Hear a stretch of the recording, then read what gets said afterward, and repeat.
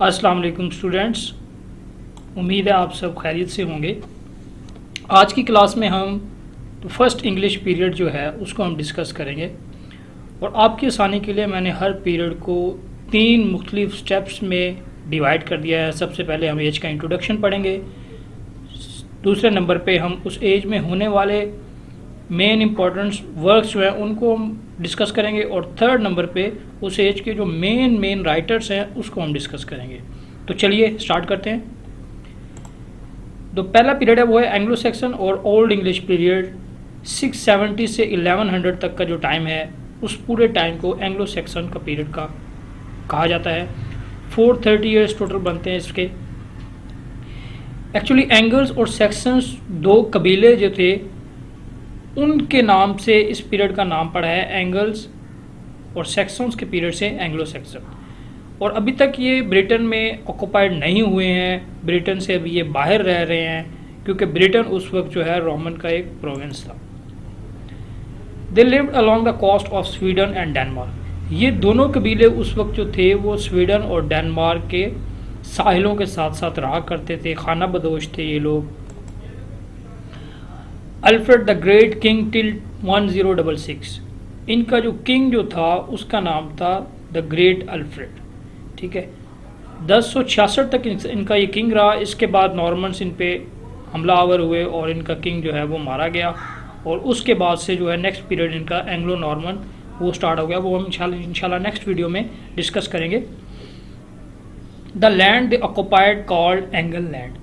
ये जिस जगह पे रहाइश पजीर थे उस जगह का नाम एंगल लैंड था, इसलिए इनका नाम बाद में इंग्लिश पड़ा या इनसे जो मुल्क वजूद में है उसको हम इंग्लैंड का नाम देते हैं। तो बेसिकली जिस जगह पे ये रह रहे थे उस जगह का नाम जो था वो एंगल लैंड था। They were fearless adventurous brave. We all know that के जो प्रीवियस का कबाइल होते थे, जो खाना बदोश होते थे, वो फेयरलेस होते थे, ब्रेव होते थे, एडवेंचर होते थे उनकी ज़िंदगी में। तो ये नॉर्मल चीज़ें हैं। तो ये हमें इंट्रोडक्शन हर स्टूडेंट्स को पता होना चाहिए। ऐसे हम तरतीब से याद करेंगे तो एग्ज़ाम में भी हमें लिखने में आसानी होगी और वैसे भी हमें जो है वो देर तक याद रहेगा।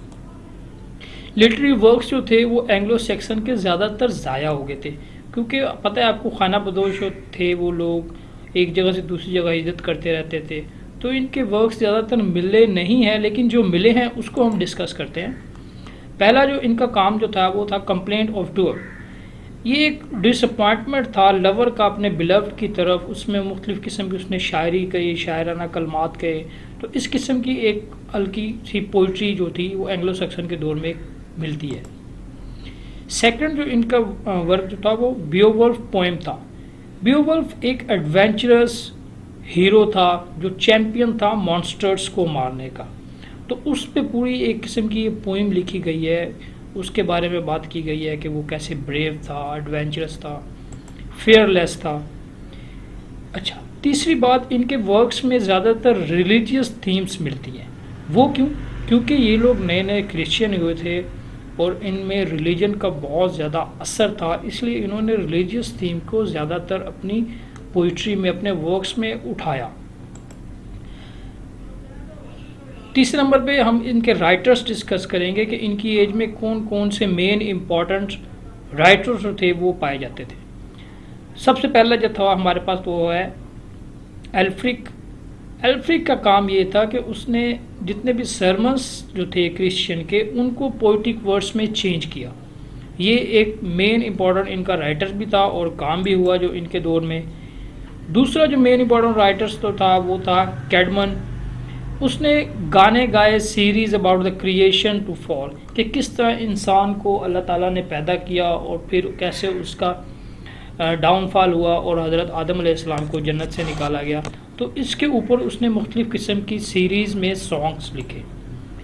तीसरा जो राइटर है हमारे पास वो है काइन वुल्फ। ये एक राइटर जो था इसका ज़्यादातर वर्क क्राइस्ट की तरफ था।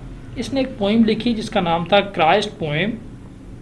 उसमें इसने बात की कि जीसस क्राइस्ट ने किस तरह दुनिया के ऊपर अपनी मिनिस्ट्री को कायम किया, किस तरह से उसने दुनिया में काम किया।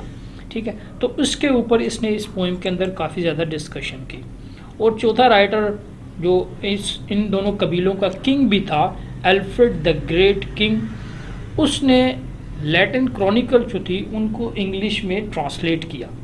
उसने लैटिन में वो माहिर था, लैटिन क्रॉनिकल्स को उसने पढ़ा और उसको अपनी ज़बान में ट्रांसलेट किया।